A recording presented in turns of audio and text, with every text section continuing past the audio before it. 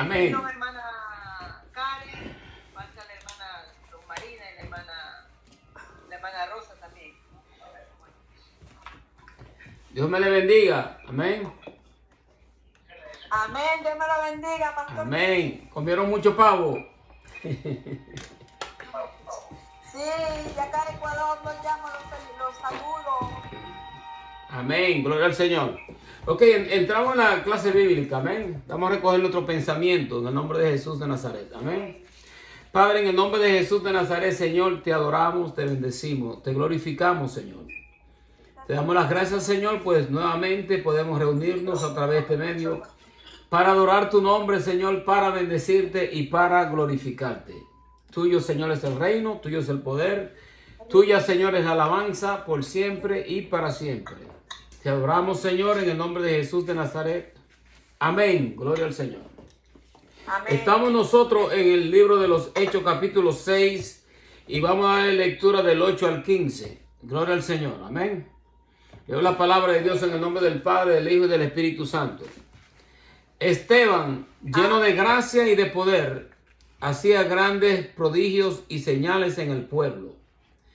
Entonces se levantaron unos de la sinagoga llamada de los libertos y de los de Cirene de Alejandría, de Cilicia y de Asia, disputando con Esteban, pero no podían resistir a la sabiduría y al espíritu con que hablaba. Entonces sobornaron a unos para que dijesen que le habían oído hablar palabra blasfema contra Moisés y contra Dios. Y soliviantaron al pueblo, a los ancianos, a los escribas, y arremetiendo le arrebataron y le trajeron al concilio. Y pusieron testigos falsos que decían: este hombre no cesa de hablar palabra blasfema contra este lugar santo y contra la ley. Pues le hemos oído decir que ese Jesús de Nazaret destruirá este lugar y cambiará la costumbre que nos dio Moisés. Entonces todos los que estaban sentados en el concilio, al fijar los ojos en él, vieron su rostro como el rostro de un ángel. Gloria al Señor. Estamos viendo nosotros aquí, obviamente vamos a estar leyendo sobre la muerte del primer mártir, que es Esteban. Ahora, cuando nosotros leemos este libro de los Hechos y leemos nosotros en el capítulo 6, leemos de él en el versículo 3, dice: buscad pues, hermanos, de entre vosotros 7 varones de buen testimonio, llenos del Espíritu Santo, de sabiduría, a quien encarguemos de este trabajo. Y nosotros persistiremos en la oración, en el ministerio de la palabra. Y agradó la propuesta a toda la multitud, y eligieron a Esteban, varón lleno de fe y del Espíritu Santo. Eso hablamos nosotros con referente a Esteban, ¿no? Bendecimos el nombre del Señor, que era un varón de fe, lleno del Espíritu Santo. Bendecimos el nombre del Señor. Estamos aquí, hermanos. Gloria al Señor. Amén. Amén. Gloria al Señor. Leemos, cuando nosotros leemos aquí sobre la situación que está experimentando Esteban, nosotros nos trae memoria esta situación que enfrentó también Nabot, la muerte de Nabot, porque es el mismo espíritu. Nosotros estamos viendo aquí un espíritu que se levanta con falsa acusación y está remetiendo fuertemente en contra de este hombre de Dios. Vamos a leer nosotros en Primera de Reyes 21, de 7 al 13. Dice, Primera de Reyes 21, 7 al 13. Dice: y su mujer Jezabel le dijo: ¿eres tú ahora rey sobre Israel? Levántate, come y alégrate. Yo te daré la viña de Nabot de Jezreel. Entonces ella escribió cartas en nombre de Acab, las selló con su anillo y las envió a los ancianos y a los principales que moraban en la ciudad con Nabot. Y las cartas que escribió decían: proclamad ayuno, poned a Nabot delante del pueblo, poned a 2 hombres perversos delante de él que atestiguen contra él y digan: tú has blasfemado a Dios y al rey. Y entonces sacadlo y apedradlo hasta que muera. Bendecimos el nombre del Señor. Entonces nosotros estamos viendo que esta persona, este concilio, no van a resistir la sabiduría de Esteban y obviamente le van a dar muerte. Y este es el mismo espíritu también que cuando nosotros leemos las escrituras, la misma artimaña que usó el diablo con nuestro Señor Jesucristo, la está usando aquí con Esteban. Nosotros leemos en Mateo 26, 67, 57 al 68, 57 al 68, dice: los que prendieron a Jesús le llevaron al sumo sacerdote Caifás, a donde estaban reunidos los escribas y los ancianos. Mas Pedro le seguía de lejos hasta el patio del sumo sacerdote, y entrando se sentó con los alguaciles para ver el fin. Los principales sacerdotes, los ancianos, todo el concilio, buscaban falso testimonio contra Jesús para entregarle a la muerte.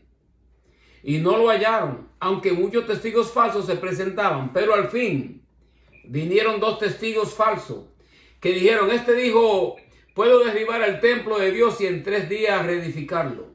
Levantándose el sumo sacerdote le dijo: ¿no responde nada? ¿Qué testifican esto contra ti? Mas Jesús callaba. Entonces el sumo sacerdote le dijo: te conjuro por el Dios viviente que nos digas si eres el Cristo, el Hijo de Dios. Jesús le dijo: tú lo has dicho, y además os digo que desde ahora veréis al Hijo del Hombre sentado a la diestra del poder de Dios, viniendo en las nubes del cielo. Entonces el sumo sacerdote rasgó sus vestiduras diciendo: ha blasfemado, ¿qué más necesidad tenemos de testigo? He aquí, ahora mismo habéis oído su blasfemia. ¿Qué os parece? Y respondiendo ellos dijeron: es reo de muerte. Entonces le escupieron en el rostro, le dieron de puñetazo y otros le abofeteaban diciendo: profetízanos, Cristo, ¿quién es el que te golpeó? Bendecimos el nombre del Señor. Entonces nosotros estamos viendo que el motivo y la razón por el cual nuestro Señor Jesucristo fue crucificado fue porque Él declaró que Él era el Hijo de Dios. Él nunca dijo que no lo era. Dijo que Él era el Hijo de Dios, y no solamente eso, sino que lo verían viniendo en las nubes con sus ángeles. Ahora, ya nosotros sabemos que nuestro Señor Jesucristo murió en la cruz del Calvario, fue sepultado, resucitó entre los muertos y aparece a los discípulos y está con ellos por un promedio de 40 días. Ahora, ellos tienen ahora que presentar este testimonio de nuestro Señor Jesucristo. Y para ellos le tomó sorpresa de que, no le estaría de sorpresa, sino el hecho de que cómo empieza de repente, podríamos decir, la persecución.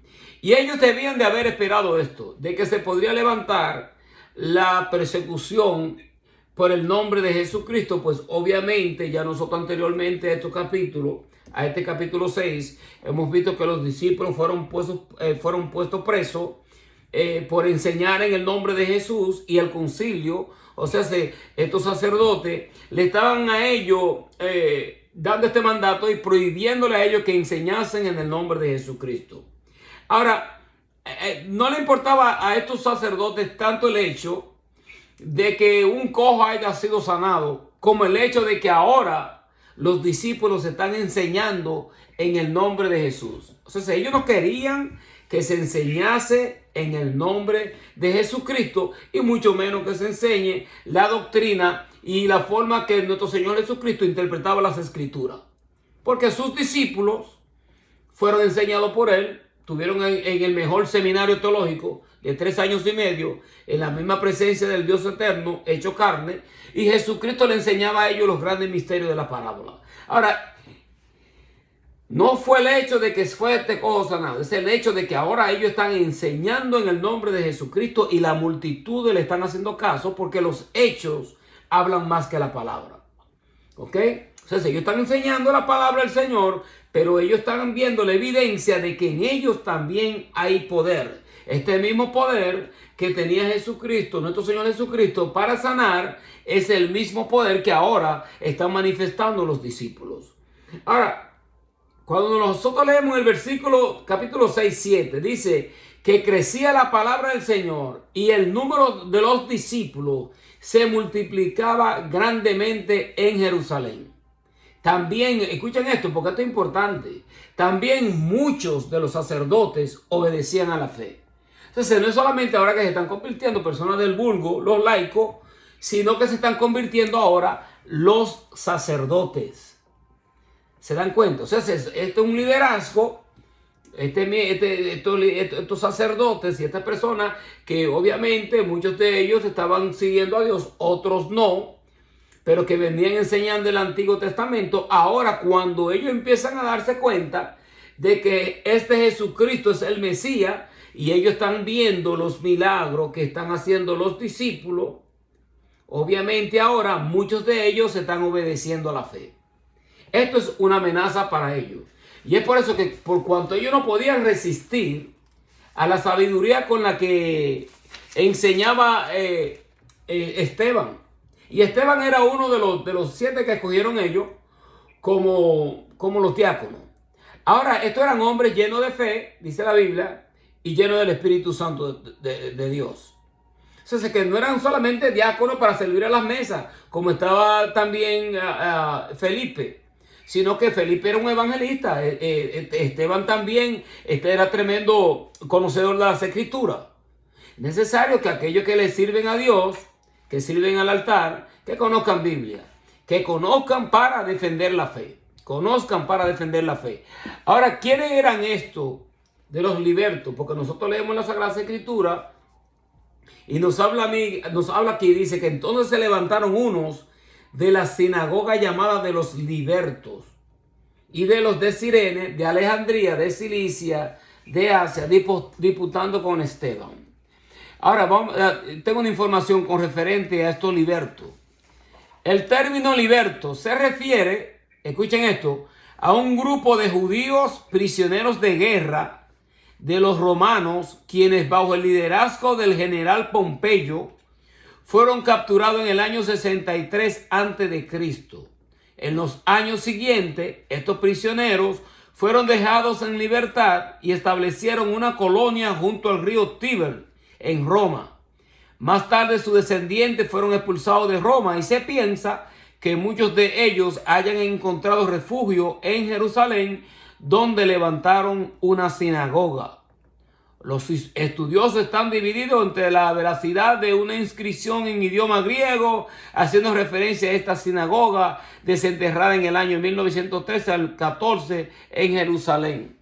Pero lo cierto es que la historia revela y declara que estos libertos es posible que hayan sido unos judíos prisioneros de guerra de los romanos, quienes luego llegan a Jerusalén y en parte de Roma habían tenido también su sinagoga. Ahora fíjense, si leemos el versículo 10, dice, pero no podían resistir a la sabiduría y al espíritu con que hablaban. ¿Ok? Entonces sobornaron a uno para que dijesen que le habían oído hablar palabras blasfemas contra Moisés y contra Dios. Lo mismo que hicieron con Jesucristo. Buscaron testigos falsos para declarar que había hablado palabras blasfemias en contra de Dios. Hubieron muchos que se levantaron dando falsos testimonios con referente a él. Leímos anteriormente nosotros con la viña de Nabot, en donde este espíritu de Jezabel también usurpa la autoridad del rey Acab, obviamente, porque Acab era un rey flojo, pero que él quería la viña de Nabot. Y ella dice, bueno, vamos, y proclamó un cierto ayuno, hizo una carta, la selló con la estampilla del rey Acab, y buscaron unos falsos testigos para que atestiguasen y hablasen palabras blasfemas en contra de Nabot para poderle darle muerte y tomar su viña. El espíritu de Jezabel, este espíritu de acusación, este espíritu siempre se va a levantar. Nosotros tenemos que estar en vigencia, obviamente, tenemos que estar orando y nosotros debemos de ser personas de oración llenando de la presencia del Espíritu de Dios. Porque si nosotros queremos proclamar la Sagrada Escritura, proclamar la verdad del Evangelio, nosotros no podemos pensar que el diablo se va a quedar tranquilo. No se va a quedar tranquilo. Porque el enemigo no va a poder resistir el poder que fluya de una persona que esté llena del Espíritu Santo de Dios. Y se va a sentir incómodo, se va a sentir inquieto. Y se va a levantar, puede que se levante con acusación en contra nuestra. Puede usar familiares nuestros que nos acusen de cosas que nosotros no hemos hecho. Porque nosotros estamos lidiando con entidades espirituales.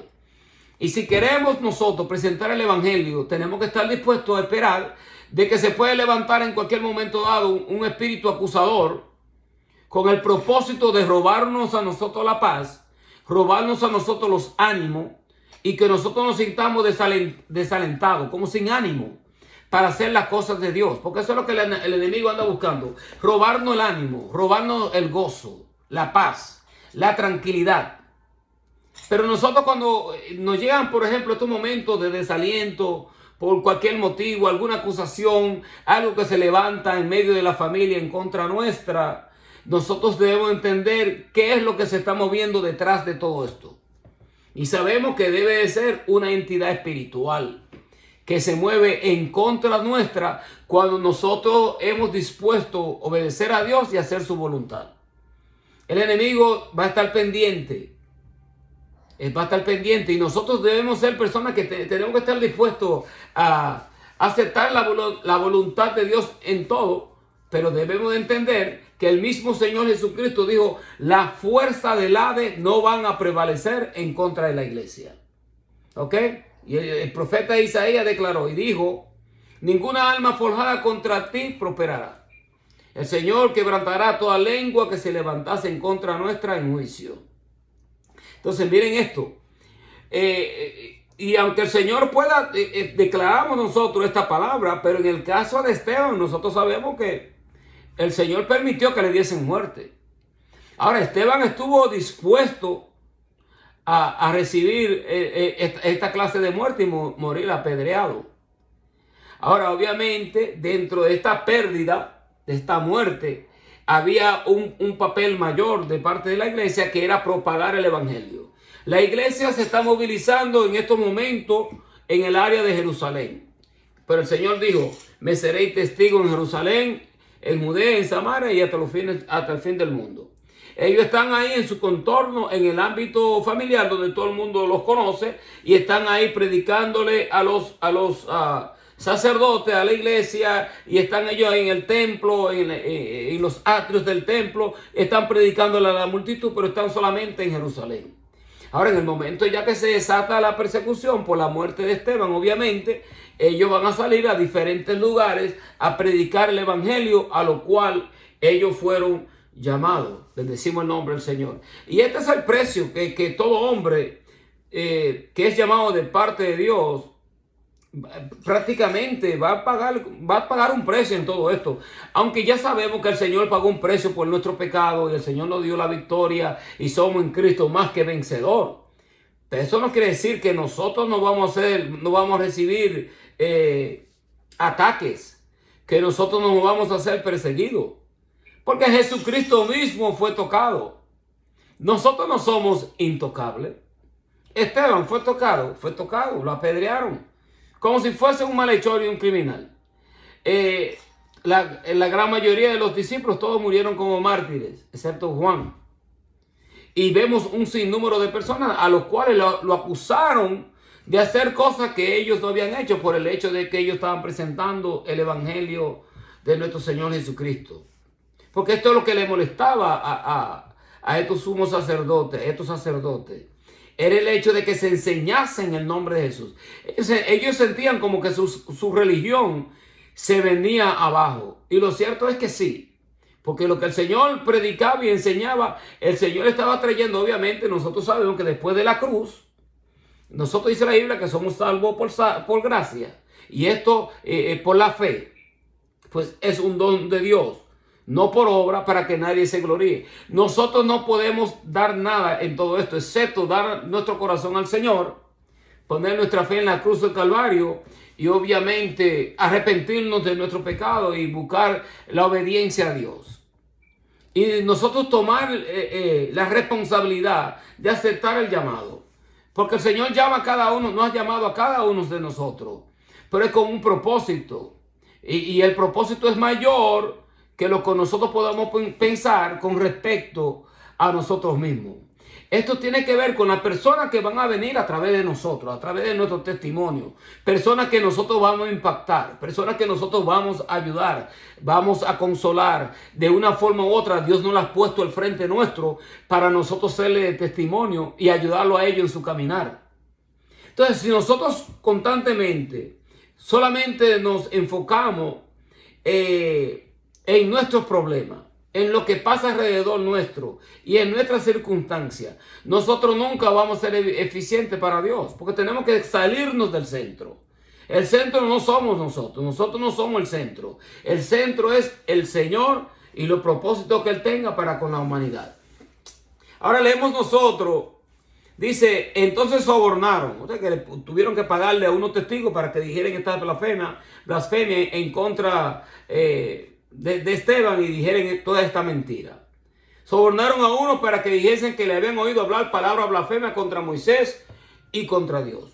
Soliviantaron al pueblo, o sea, que armaron una revuelta, que hicieron algo ahí para que obviamente, para poder ellos lograr sus propósitos. ¿Qué es lo que el enemigo siempre anda buscando hacer? El enemigo siempre anda buscando como crear un disturbio, crear algo, un desorden, para que el propósito de Dios no se lleve a cabo. Pero nosotros tenemos que presentar la palabra, tenemos que hacer lo que Dios ha puesto en nuestras manos que nosotros hagamos. Soliviantaron al pueblo, a los ancianos, a los escribas, arremetiendo, le arrebataron y le trajeron al concilio. Lo mismo, el Señor dijo, mira, si a mí me persiguieron, a vosotros también os perseguirán. Si persiguieron al maestro, el discípulo no es mayor que su maestro. Al discípulo también lo van a perseguir y van a tratar de darle muerte o posiblemente también le den muerte. ¿Cuántos misioneros no han muerto por el evangelio? ¿Cuántas iglesias en estas áreas de musulmanas no han sido quemadas? ¿Cuántos inclusive, vamos a decir, curas? Personas que han muerto. Obviamente porque por su representación del Cristo de la gloria y del cristianismo le han dado muerte. Por todos los medios, tratar de impedir que el evangelio se propague y que el evangelio crezca.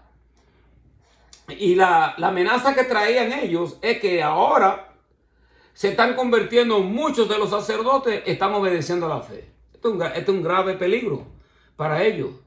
Obviamente los cabecillas, imagínense que usted esté predicando la palabra y se conviertan los sacerdotes católicos o se conviertan líderes religiosos del mundo musulmán o del budismo, y estas personas, los cabecillas, se conviertan al cristianismo. Por ejemplo, el líder de esta, bueno, es una ganga, un movimiento ahí que se llamaban los Black Panthers. Este señor se convirtió al cristianismo y se dio cuenta que la única forma que las personas podían cambiar no era a través de un movimiento revolucionario, sino más bien a través de Cristo. Porque cuando Jesucristo llega al ser humano, debe de haber un cambio. Y la solución para que la humanidad pueda verdaderamente llevar un cambio pro beneficio de la humanidad y pro beneficio del mundo entero es presentar a Cristo. Todavía nosotros como iglesia seguimos creyendo que Jesucristo es la solución. Ahora fíjense, soliviantaron al pueblo, a los ancianos, a los escribas, arremetiendo le arrebataron y le trajeron al concilio. Pusieron testigos falsos que decían, este hombre no cesa de hablar palabra blasfemia contra este lugar santo y contra la ley. Pues le hemos oído decir que ese Jesús de Nazaret destruirá este lugar, cambiará la costumbre que nos dio Moisés. Nunca nosotros vimos tal cosa, que el Señor dijo tal cosa. El Señor sí dijo destruir este templo y en 3 días lo levantaré, hablando de su propio cuerpo. Él no hablaba del templo físico. Ahora fíjense, entonces todos los que estaban sentados en el concilio, al fijar los ojos en él, vieron su rostro como el rostro de un ángel. Entonces yo me pregunto, pero si vieron el rostro de él como un ángel y reconocieron que en él había algo diferente, ¿por qué arremeten ellos a pedrada contra Esteban para darle muerte? Al menos que estos sacerdotes, estos escribas, estuviesen endemoniados. Deben de haber estado endemoniados, porque y tenían ese celo religioso que muchas personas tienen, que el celo religioso en realidad no hace la justicia de Dios. Bueno, el celo religioso a esa magnitud, ¿no? Y le dieron muerte, aún viendo que su rostro se veía como el rostro de un ángel. Ahora nosotros leemos Apocalipsis 17, de 3 al 6. Y me llevó en el espíritu al desierto. Vi a una mujer sentada sobre una bestia escarlata, llena de nombres de blasfemia, que tenía 7 cabezas y 10 cuernos. La mujer estaba vestida de púrpura escarlata, adornada de oro, de piedra preciosa, de perlas, y tenía en la mano un cáliz de oro lleno de abominación y de la inmundicia de su fornicación. En su frente un nombre escrito, un misterio: Babilonia la grande, la madre de las rameras, de las abominaciones de la tierra. Vi a la mujer ebria de la sangre de los santos y de la sangre de los mártires de Jesús. Cuando la vi, quedé asombrado con gran asombro. Este es Juan, hablando en el Apocalipsis, y obviamente está hablando de un gobierno religioso que obviamente representa el anticristo, y estos 10 cuernos ya sabemos que representa un gobierno de 10 naciones y 7 cabezas, que representa su poderío. Pero lo cierto, lo que me llama la atención de todo esto es que esta mujer, esto es lo que Juan está viendo en el Apocalipsis, y ve a Babilonia la grande, la madre de las rameras, de las abominaciones, llena de las abominaciones de la tierra. Esta mujer está ebria de la sangre de los santos. Entonces está embriagada, está borracha de la sangre de los mártires. O sea, que de tantas muertes que ha causado este imperio religioso tradicionalista a través de las edades, cuántas muertes nos han dado a los santos. Dice que esta mujer estaba ebria, estaba borracha. El enemigo no se va a quedar tranquilo. El enemigo, cuando ve que el evangelio está haciendo su efecto en la humanidad, el diablo no se va a quedar tranquilo. No se va a quedar tranquilo. Y nosotros debemos estar pendientes de esto, pues nosotros, dice la Biblia, según Hechos capítulo 6, que nosotros no tenemos lucha contra carne ni sangre, sino contra principados y potestades en las regiones celestes. Entonces, leemos nosotros Isaías 59, 3 al 5, dice: porque vuestras manos están contaminadas de sangre, vuestros dedos de iniquidad. Vuestros labios pronuncian mentira, habla maldad vuestra lengua. No hay quien clame por la justicia, ni quien juzgue por la verdad. Confían en vanidad, hablan vanidades, conciben maldades y dan a luz iniquidad. Incuban huevos de áspide, tejen telas de araña. El que comiere de sus huevos morirá, y si los apretaren saldrán víboras. Oye, miren la palabra, cómo lo declara el profeta Isaías en cuanto a la maldad. Cómo el ser humano puede incubar en sí mismo tanta maldad y llenarse de tanta maldad, de tú darle muerte a un siervo de Dios. Bueno, en el caso de Esteban, nosotros lo vemos. Y digo, cómo estas personas que tienen el libro sagrado, conocen el libro, los profetas, y eran personas conocedoras de las Sagradas Escrituras. Cómo ellos se llenan de tanto celo y de tanto odio para arremeter en contra de una persona que hasta ahora, cuando ellos lo están observando, le ven a él como el rostro de un ángel. Y yo leía esto y digo yo, pero ¿cómo ellos, si lo ven que está lleno, se ve el hombre que tiene el rostro como un ángel cuando está hablando con ellos? Entonces, ¿por qué ellos están llenos de tanta ira y de tanta rabia para darle muerte al hombre de Dios? ¿Se dan cuenta? Porque cada vez que llega el evangelio y el evangelio presenta la verdad de Jesucristo, va a haber algo, va a acontecer algo. A veces no va a fluir todo como nosotros queramos que fluya. Nosotros queremos que el evangelio sea sembrado en paz, en tranquilidad, pero van a haber momentos en donde verdaderamente no vamos a llegar a un común acuerdo. Y el problema que tiene hoy en día el evangelio, o muchas de estas personas que están presentando el evangelio en las redes sociales, es que ellos andan buscando agradarle a las demás religiones. Y en realidad Jesucristo dijo: yo soy el camino, la verdad y la vida. Nadie viene al Padre si no es a través de mí. Nosotros no podemos presentar otro evangelio. De lo contrario, entonces ya eso no es evangelio. El evangelio son las buenas nuevas de salvación, que Jesucristo vino al mundo, murió en la cruz del Calvario para el perdón de los pecados. Resucitó entre los muertos, se sentó a la diestra de Dios Padre en la majestad de las alturas y le dio esta gran comisión a la iglesia de presentar el nombre de Jesucristo como la solución para la salvación. Ahora, si nosotros comprometemos el nombre de Jesucristo y nosotros empezamos entonces ahora a diluir el mensaje que Dios nos ha dado, porque nosotros queremos acomodar el lenguaje a la cultura. Entonces, ¿de qué vale? Entonces ya ese no es evangelio. Eso no podría ser un evangelio, sino es información religiosa que se presenta desde el punto de vista humano. Nosotros tenemos que ser capaces de aprender suficiente escritura y aprender la verdad de las escrituras y presentar lo que la escritura dice.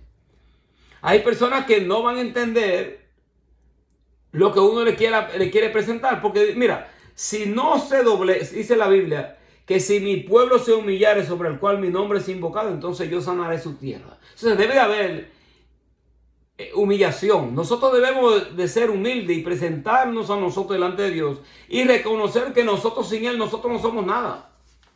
Nosotros necesitamos constantemente de su presencia y de su Santo Espíritu.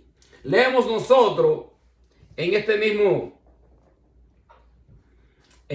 libro de los Hechos, estamos leyendo en el 6:14, pues hemos oído decir que es Jesús de Nazaret, destruirá este lugar, cambiará la costumbre que nos dio Moisés. Entonces todos los que estaban sentados en el concilio, al fijar los ojos en él, vieron su rostro como el rostro de un ángel. El Señor no andaba buscando cambiar la costumbre, sí cambiar su forma de interpretar el hecho de que ellos, te dice la Biblia, el Señor le dijo a ellos, escudriñad las escrituras, porque en ellas os parece que tenéis la vida eterna, pero ellas son las que dan testimonio de mí. Ahora, ¿de qué vale tener conocimiento y no tener a Cristo? Entonces necesitamos el conocimiento, pero el conocimiento que nos da Jesucristo. Amén. El conocimiento de Dios, el conocimiento que nos da Jesucristo. Porque Él es quien nos revela a nosotros al Padre. Él dice en las Escrituras, el que me ha visto a mí, ha visto al Padre. Yo y el Padre somos uno. Entonces esa fue una referencia que Él hizo. Entonces nosotros no podemos negar la divinidad de Jesucristo cuando ya nosotros los tenemos ahí. Porque ahora nosotros queremos congraciarnos con el judío. Y nosotros obviamente amamos al pueblo judío, pero nosotros debemos reconocer que el judaísmo tiene que entrar al cristianismo. Ellos tienen que aceptar a Cristo como su Mesías. O sea, ¿cómo van a entrar ellos al cielo? ¿Cómo van a recibir salvación ellos? Dios no tiene otro plan con ellos. Tiene un plan en donde Dios se le va a revelar a ellos y le va a abrir los ojos a ellos. Y ellos, en vez de estar mirando y orando hacia el muro de los lamentos, estarán ellos mirando hacia el Gólgota, donde Jesucristo fue crucificado. Y dirán, este es el Mesías, este es el Hijo de Dios. Lo necesitamos a Él. He's our Messiah. No podemos esperar a otro. Nosotros esperábamos que llegase un Mesías como David, que nos libertase del yugo romano a través de la revolución y a través de estas guerras físicas, pero el Señor no, el Mesías nuestro viene y dice, Jesucristo dijo, mi reino no es este mundo. Si mi reino fuese este mundo, mis seguidores estuviesen peleando para que yo no fuese entregado. Por lo tanto, el que te ha entregado a mí tiene mayor culpa, se lo dijo a Pilato. En otras palabras, que el judío tiene que reconocer que Jesucristo es el Hijo de Dios y que Jesucristo es quien da la salvación. Ahora, muchos cristianos amamos al pueblo judío, hemos ido a Israel porque queremos conocer las costumbres de ellos, queremos conocer la cultura y estamos con ellos, estamos orando por ellos. Pero la idea no es que yo me convierta en el judaísmo, porque esta era la lucha que tenía el apóstol Pablo y tenían casi todos los discípulos, tuvieron esta lucha con los judaizantes, que ya luego después de que Dios se les revela a los gentiles y reciben ellos la salvación por la fe, ahora lo quieren ellos circuncidar y quieren que ellos hagan todos estos ritos y todas estas cosas que sean ellos.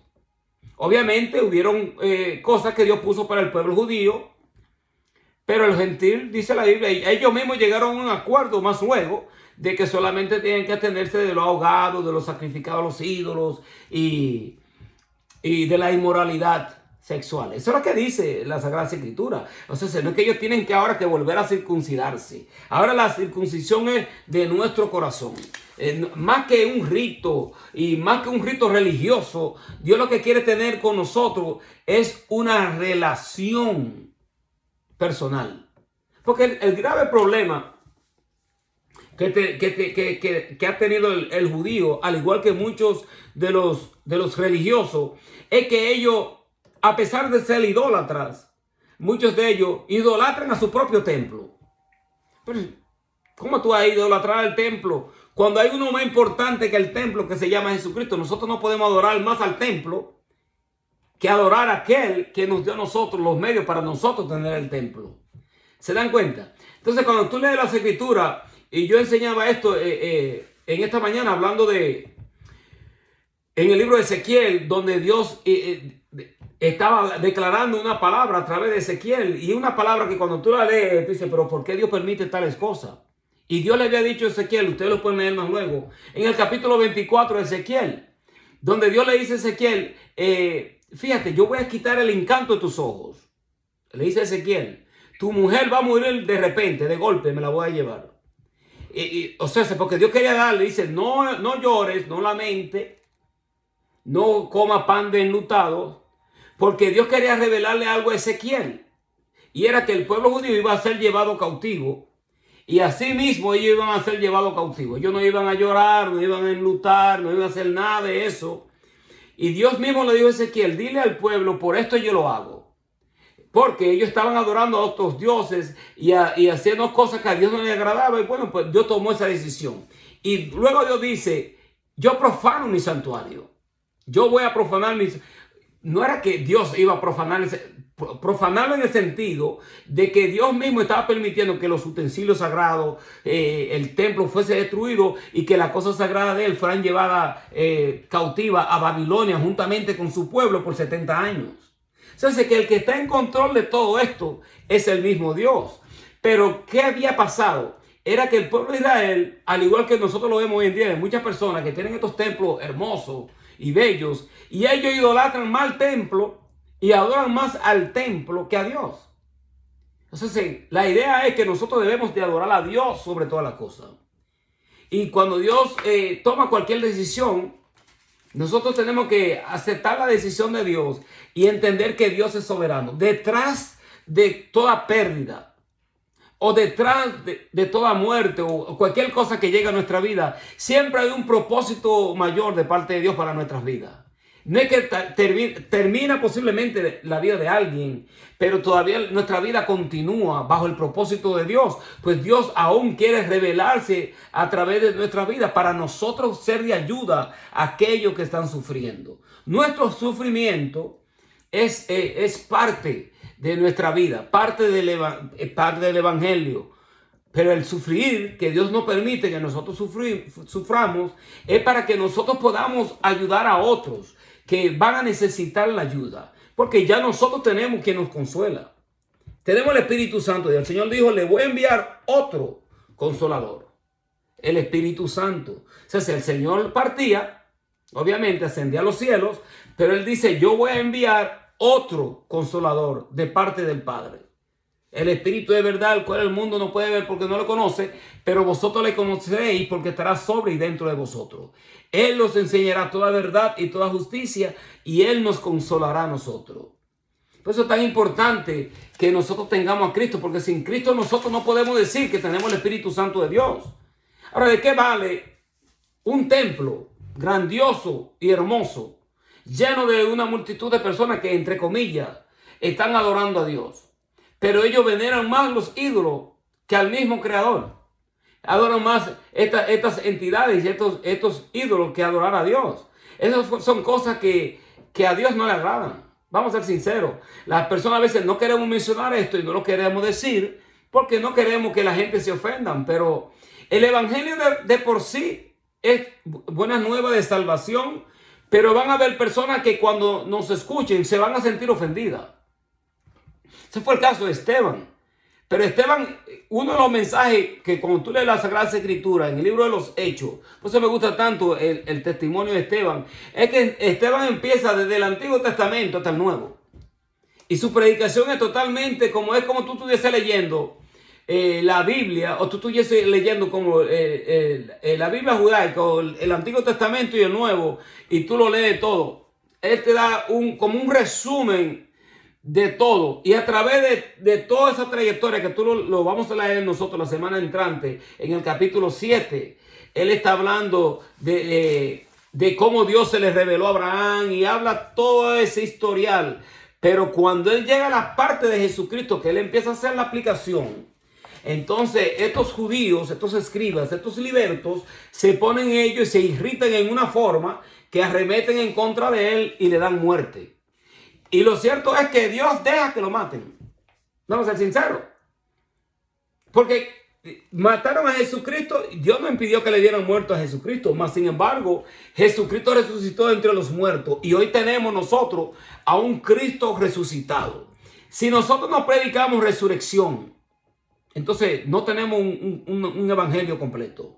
No tenemos nada. Pero si nosotros predicamos a Jesucristo resucitado de entre los muertos, y que así como nuestros seres queridos han muerto, los que murieron con Cristo están esperando ese día de la gran resurrección, para nosotros debe de haber gozo. Y debe de haber un sentido como de que nuestra vida verdaderamente cuando la vivimos en Cristo no es en vano. Nosotros tenemos una ventaja que no la tiene nadie más. Solamente la tiene el cristianismo. El cristianismo es la que habla de la resurrección de Jesucristo, que Él está sentado a la diestra de Dios Padre, que nosotros al morir, que nosotros también veremos un día de resurrección. Eso es una gran ventaja para el cristianismo. Gloria al Señor. Miren esto, ya estoy cerrando. Gloria al Señor, pues hasta las 11. Gloria al Señor. ¿Qué dice Mateo? Miren esto, Mateo 16, 15 al 20. Él les dijo, ¿vosotros quién decís que yo soy? Respondiendo Simón Pedro dijo, tú eres el Cristo, el Hijo del Dios viviente. Entonces le respondieron, Jesús respondió, bienaventurado eres Simón, hijo de Jonás, porque no te lo reveló carne ni sangre, sino mi Padre que está en los cielos. Y yo también te digo que tú eres Pedro. Sobre esta roca edificaré mi iglesia. Las puertas del Hades no prevalecerán contra ella.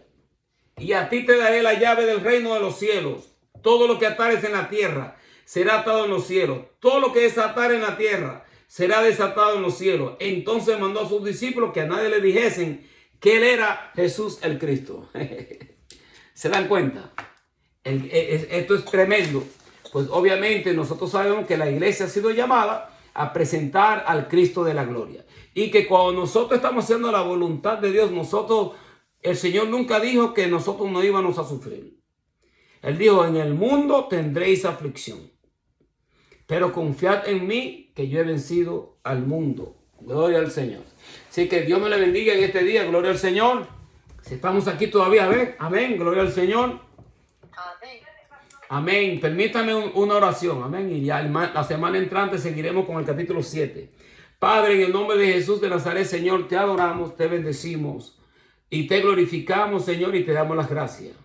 Gracias nuevamente por tu Santo Espíritu eterno, y permite que mis hermanos allá en Long Island se puedan gozar en tu presencia en lo que resta del servicio y del culto. Glorifícate, Señor, en sus vidas. En el nombre de Jesús de Nazaret recibe, Señor, la gloria y la honra. En el nombre de Jesús, amén. Dios me le bendiga a todos. Amén. Amén. Bendecido, pastor. Amén. God bless.